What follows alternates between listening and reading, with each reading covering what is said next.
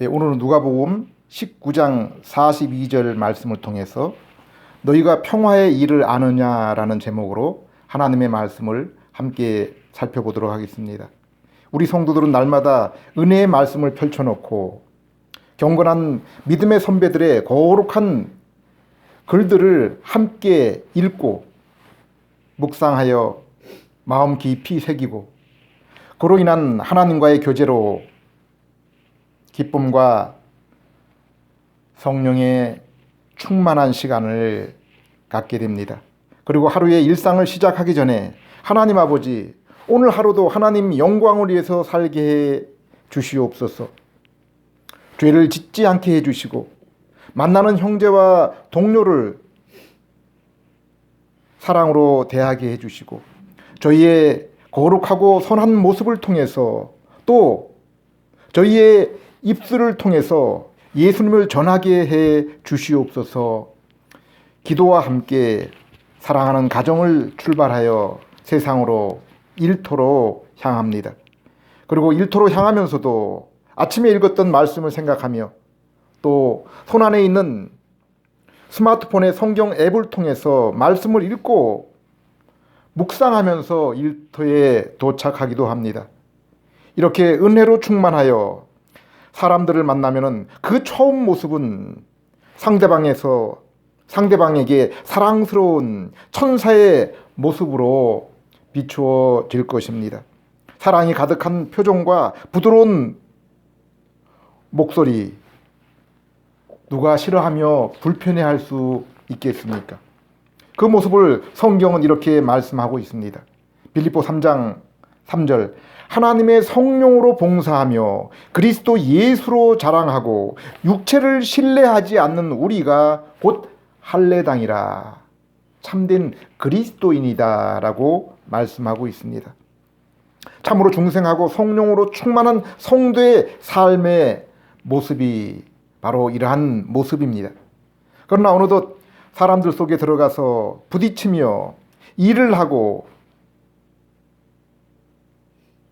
분주한 그러한 삶을 보내게 될 때 어느덧 내 마음속에 가득 채웠던 성령의 소욕은 가라앉고 육체의 정욕이 서서히 드러나서 마음을 가득 채우게 됩니다. 이러한 것을 감지하고 내 영혼이 지칠 때마다 공고할 때마다 잠시 동안만이라도 신령한 양식인 말씀을 읽고 묵상하여 섭취하며 새로운 영적인 힘을 공급받는 것이 필요한 때입니다. 그러나 그러한 마음의 여유와 환경을 세상 속에서 일터 가운데서 갖는 것이 쉽지 않습니다. 그리고 하루의 일을 마칠 때가 되면은 이제 우리의 모습은 세상과 거의 다를 바 없는 그러한 모습이 되어서 세상과 구별되어야 될 그러한 자가 그들과 구별되지 않는 그러한 모습으로 변한 것을 보게 됩니다. 예수님이 사마리아 여인과 대화를 나누신 후에 제자들이 음식을 가져오자 내게는 다른 양식이 있어서 이미 배부르다라고 했던 예수님의 그 말씀을 떠올려 봅니다. 피곤하고 지친 몸으로 일터를 나올 때 오늘 하루의 삶이 이처럼 주님 앞에 부끄러웠음을 고백하지 않을 수가 없는 것입니다. 홀로 집으로 돌아올 때 그리고 집에서 다시 한번 은혜의 양식을 묵상하며 먹을 때 오늘 하루의 삶 속을 돌이켜보며 회개의 기도와 함께 다시 한번 주님과 그 은혜의 말씀 앞에 서게 될 때 평화와 성령의 충만을 회복할 수가 있습니다. 그리고 주여 나의 삶 속에서 성령의 열매, 인격이 더욱 온전하게 맺혀져서 날마다의 일상의 생활 속에서 이러한 일들이 반복되지 않게 해주십시오. 기도하게 되는 것입니다. 오늘은 교회력으로 예수님의 고난을 기념하는 종료주일로 보내고 있습니다. 수많은 사람들이 어린 나귀를 타고 예루살렘 성으로 들어오시는 예수님을 향해서 올리브 가지를 꺾어 흔들며 그 예수님의 그 앞에 그 길 가운데 놓으며 환영을 했지만은 예수님이 예루살렘에서 도대체 무슨 일을 하실지 아는 사람은 없었습니다. 그들은 홍수를 통해서 하나님의 심판이 이 땅에 있을 때 올리브 가지를 입에 물고 온 비둘기를 통해서 이제 새로운 세상이 이 땅에 열린 것을 알려준 것처럼 메시아이신 예수님을 통해서 새로운 이 땅의 평화로운 세상이 열리기를 아마 기대했을 것입니다. 애국심이 있는 자들은 로마로부터 독립을 원했을 것입니다. 종살이 하는 자들은 그 주인의 압제로부터 자유를 원했을 것입니다. 금전에 빚진 자들은 재물의 멍에에서 놓일 것을 원했을 것입니다. 질병의 고통 가운데 있는 자, 악한 귀신에 사로잡힌 자는 질병과 귀신에서 놓여남을 원했을 것입니다. 누가복음 4장에는 예수님이 공생애를 시작하면서 회당에서 첫 번째로 설교하신 그 장면이 나옵니다.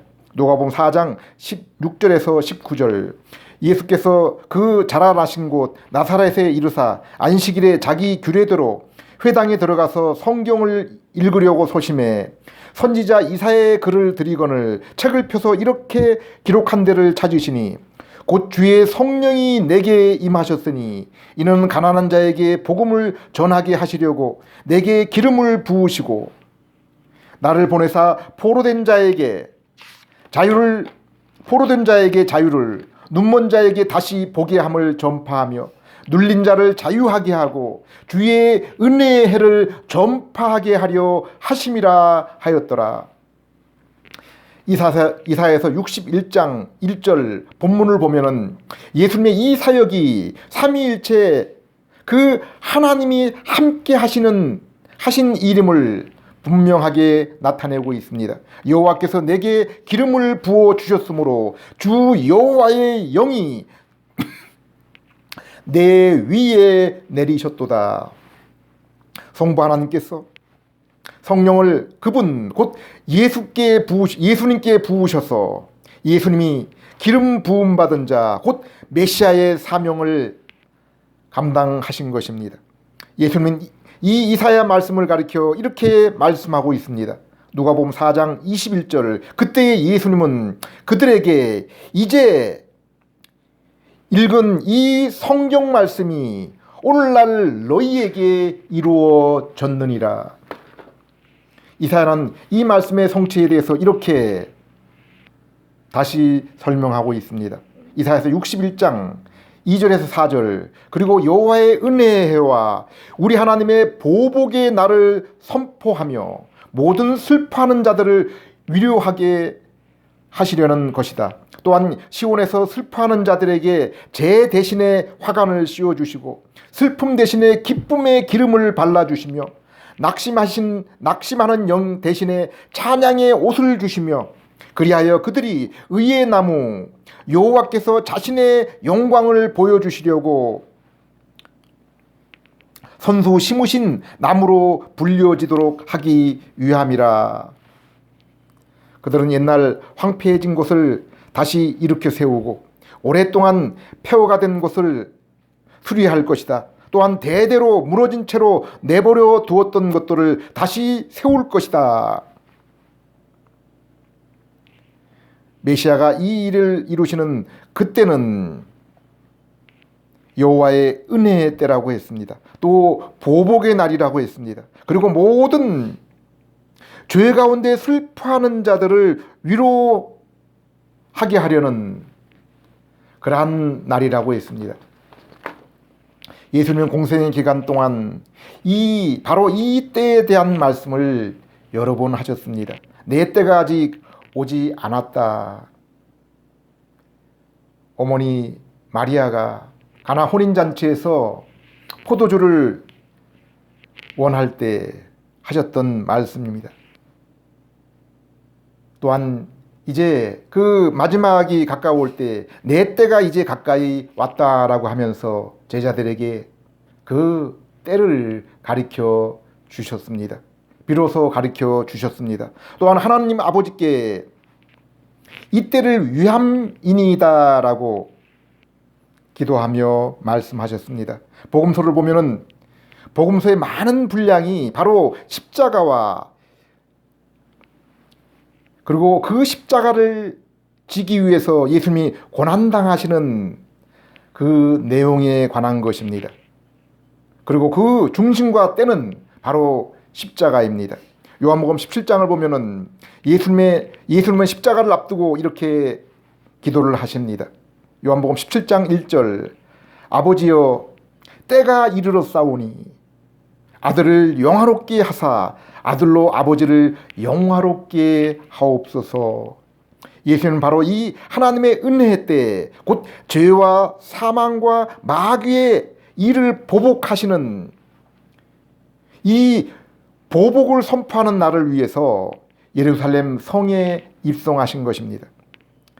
이 일은 흑암 가운데 죄 가운데 신음하며 살던 그 흑암의 백성들이 진정으로 빛을 보며 진정한 자유를 얻으며 위로를 받게 하려는 그날입니다.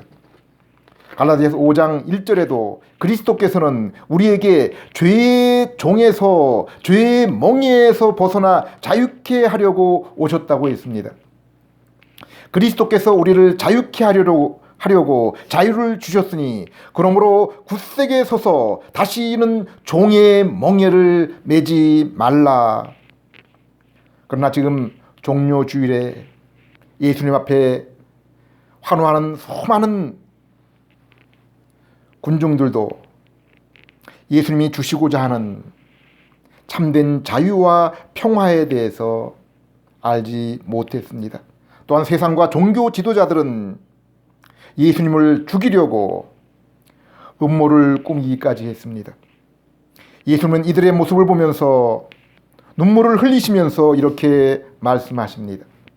누가복음 19장 41절에서 42절 가까이 오사 성을 보시고 우시며 가라사대 너도 오늘날 평화에 관한 일을 알았더라면 좋을 뻔하였거니와 지금 내 눈에 지금 너희의 눈에 숨기어졌도다.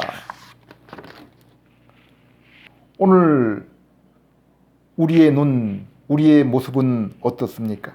이 평화에 대해서 예수님이 가져다 주시는 이 자유에 대해서 알고 계십니까? 예수님은 바로 이 일을 위해서 그리고 이 일을 이루실 이 때를 위해서 오셨다고 했습니다. 그리고 이 일은 십자가를 통해서 다 이루셨습니다. 십자가는 바로 이 일, 이 평화와 자유를 이루신 그때와 바로 그 사건입니다. 그래서 예수님은 십자가에서 이제 내가 다 이루었다라고 선언하신 것입니다. 이 말씀은 한편으로 예수님이 십자가에서 이 일을 이루시기 전에는 이 세상과 우리의 상태가 어떤 상태에 있었는지를 알려주고 있는 것입니다. 오늘날도 예수님을, 오늘날도 십자가의 그 때와 그 사건을 만나지 못한 사람에게는 여전히 이러한 그러한 상태, 이러한 세상에 놓여 있는 것입니다. 예수님이 십자가에 달리시기 전에 세상은 죄와 사망 아래에 있었고 악한 자 사단이 그 주인이었다고 했습니다. 세상의 주인인 사탄은 인간을 하나님으로부터 도적질하고 죽이고 멸망시키기 위해서 온 자라고 했습니다.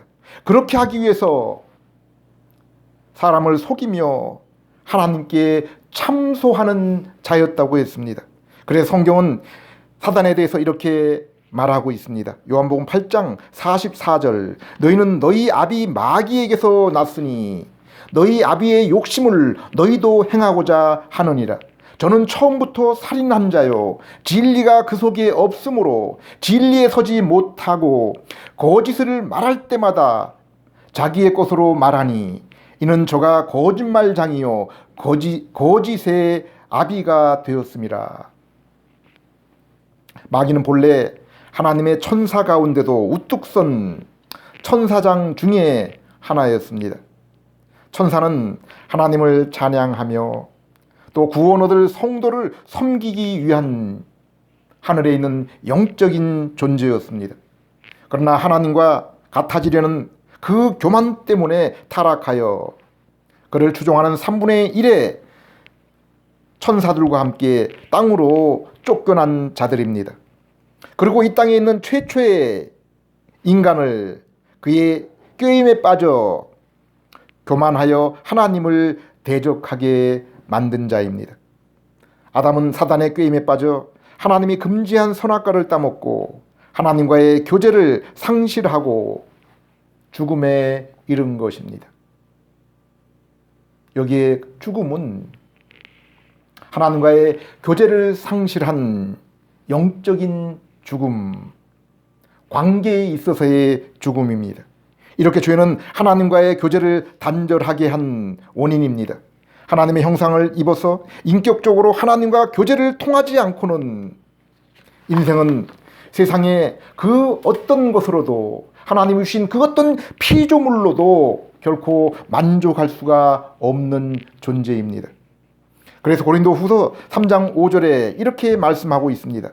우리가 무슨 일이든지 우리에게서 난 것 같이 생각하여 스스로 만족할 것이 아니니 우리의 만족은 오직 하나님께로서 남느니라. 야고보 사도도 야고보 1장 18절에 오직 좋은 것,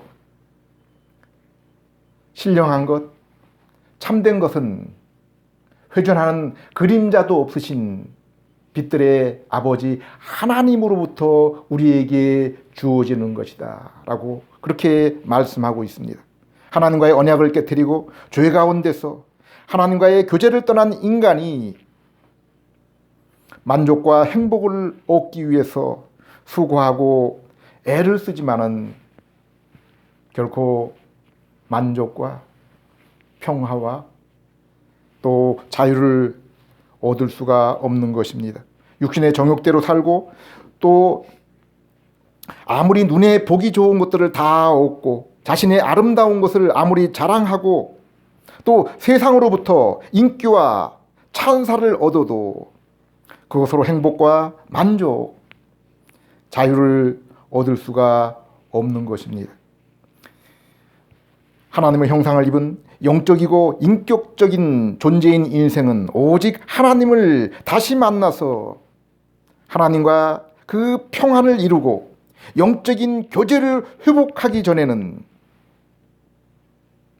이 만족을 결코 누릴 수가 없는 것입니다. 요한에서 2장 15절 16절 이 세상이나 세상에 있는 것들을 사랑하지 말라. 누구든지 세상을 사랑하면 아버지의 사랑이 그 속에 있지 아니하니 이는 세상에 있는 모든 것이 육신의 정욕과 안목의 정욕과 이생의 자랑이니 다 아버지께로 쫓아온 것이 아니요 세상으로 쫓아온 것이니라. 세상의 온갖 부귀와 영화의 대명사가 누구입니까?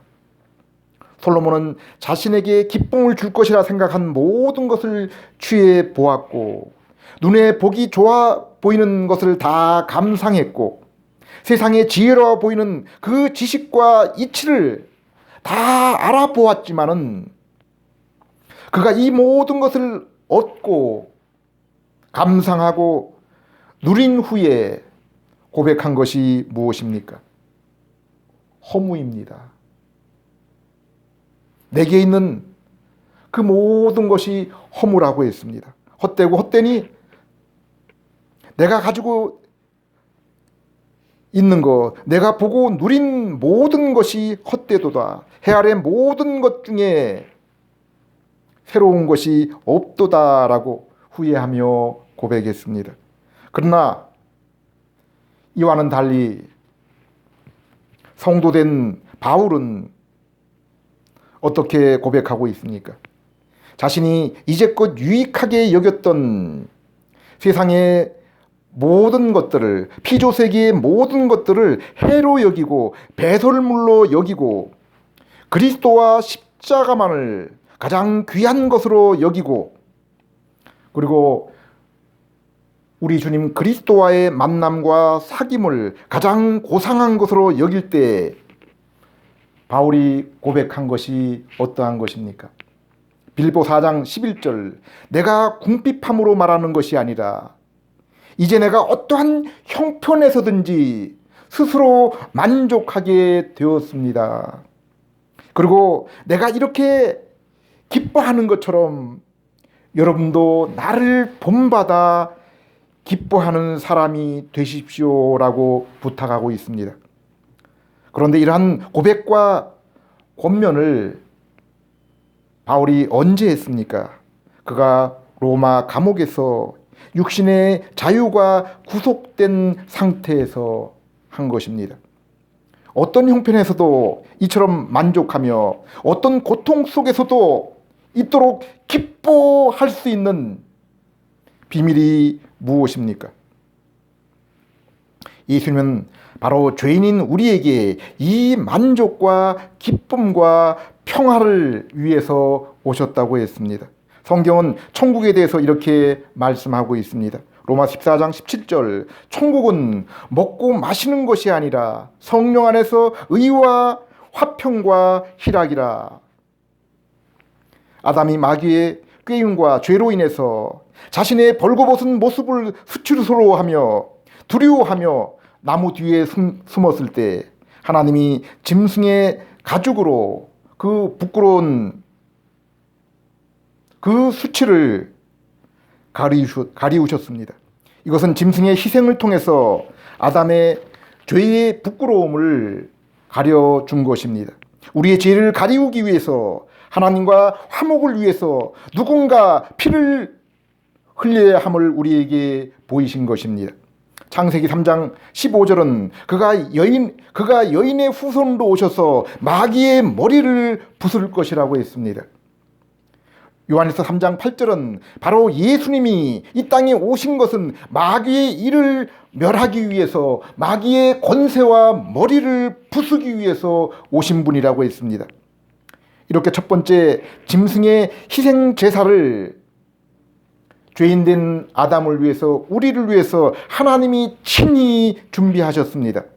그리고 믿음의 선진 아벨, 노아, 아브라함, 이삭, 야곱, 그들이 하나님께 나아갈 때마다, 믿음의 선진들이, 중생한 성도들이 하나님께 나아갈 때마다 이 짐승의 희생 제사를 가지고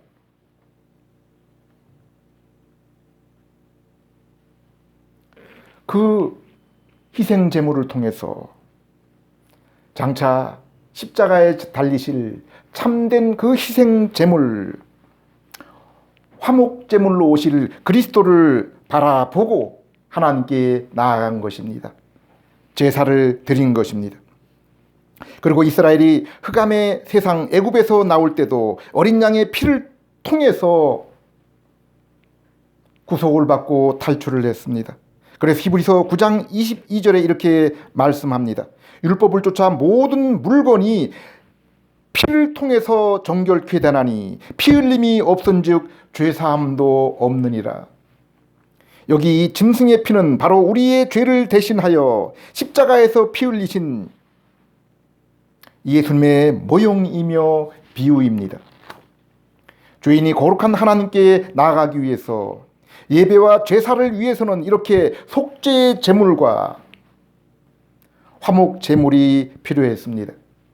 그런데 공의의 하나님 앞에 죽을 죄를 진 그 우리가 하나님에 대해 범죄한 이 행위를 어떻게 짐승의 피를 통해서 대신할 수 있겠습니까?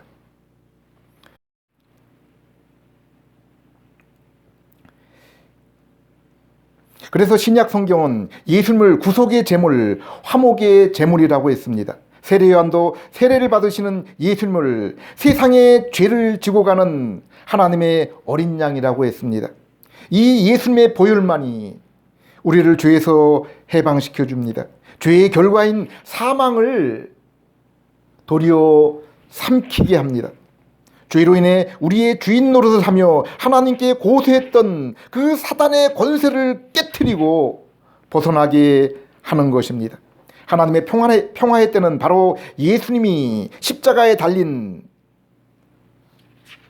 바로 그때입니다. 그 사건입니다.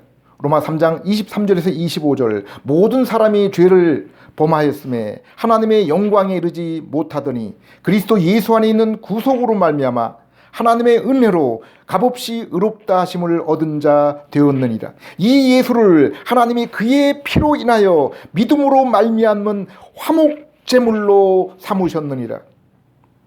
오늘 종료주일을 맞아 우리는 예수님이 바로 이 일을 위해서, 이 때를 위해서 예루살렘 성에 들어오신 것을 알아야 합니다. 오직 우리가 복음을 들을 때 성령님이 우리의 죽었던 영혼을 살리시고 영적인 눈을 새롭게 하셔서 우리의 죄를 회개하고 돌이키며 참된 평화와 자유를 주실 메시아 예수님께 나아갈 수 있는 것입니다. 무덤에 있던 그 나사로에게 그 죽음의 냄새를 풍기고 있는 그 나사로에게 나사로야 일어나 무덤에서 나오라라고 말씀한 것처럼 이 시간도 심령이 죽어서 죄의 썩은 냄새를 풍기고 있는 우리가 바로 이 복음을 들을 때 살아나서 의롭게 되고 하나님과 화평을 이루게 되는 것입니다. 그리고 예수님의 십자가의 구속으로 죄의 용서를 받고 하나님과 화목을 이루며 말씀과 성령으로 친교를 나누는 성도는 바로 그 하나님과의 그 화평의 친교를 통해서 희락을 맛보며 이 땅에서도 영적인 심령의 천국을 누리게 되는 것입니다. 예수님을 믿어 하나님과 화평하며 희락의 친교를 이루는 자마다 참으로 하나님을 진심으로 사랑하며 이웃을 우리의 몸처럼 사랑하게 되며 그로 인해 하나님께 영광을 돌리며 삶으로 산 제사를 드리게 되는 것입니다. 기도드리겠습니다. 하나님 아버지, 저희에게 이 평화에 관한 것을 알려주시고 이 시간도 말씀을 통해서 저희에게 밝혀주심을 감사드립니다. 말씀과 성령님을 따라 더욱 평화의 하나님과 깊은 친교를 이루어 저희로 충만하게 해주시고 주님을 닮아 저희의 거룩한 삶을 통해서 입술의 증거로 세상의 평화의 일, 십자가와 그 평화의 때를 전할 수 있는 저희들 될 수 있게 해 주시옵소서. 예수님 이름으로 기도드립니다. 아멘.